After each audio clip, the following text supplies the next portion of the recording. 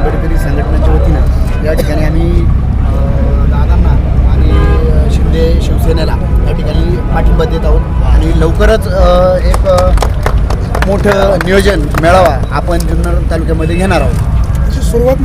सुरुवात नारायणगाव मधून होणार, कारण की नारायणगावमध्ये दादांनी किंवा बापू भाऊंनी उमेदवार दिलेला आहे, तो आमच्या घरातलाच उमेदवार आहे. त्याच्यामुळे सुरुवात ही नारायणगाव दणक्यात होणार 100%. आता कटुता संपली, कटुता नव्हतीच त्यामुळे कटुता असा विषयच नाही.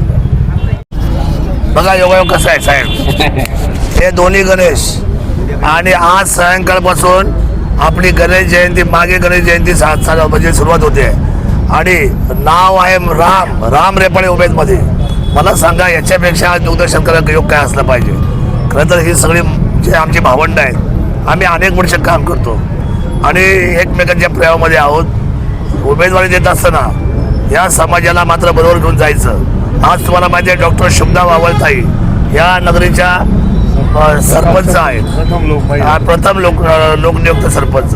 याचाच अर्थ असा आहे की भारताचं जे परिपूर्णता जी आहे ती परिपूर्णता आमच्याकडे जी शिकवण दिली एकनाथ भाई शिंदे यांनी की सर्वांना बरोबर घेऊन जायचं आणि खरं तर जात धर्म ग्रोथ या सर्वांमध्ये शिवसेना सामावलेली आहे आणि ही सामावलेली शिवसेना सर्वांची आहे. शिवसेना एक कुटुंब आहे आणि या कुटुंबामध्ये मी या सर्व पाठिंबा देणाऱ्या सगळ्या माझ्या भावंडांचं सहर्ष स्वागत करतो.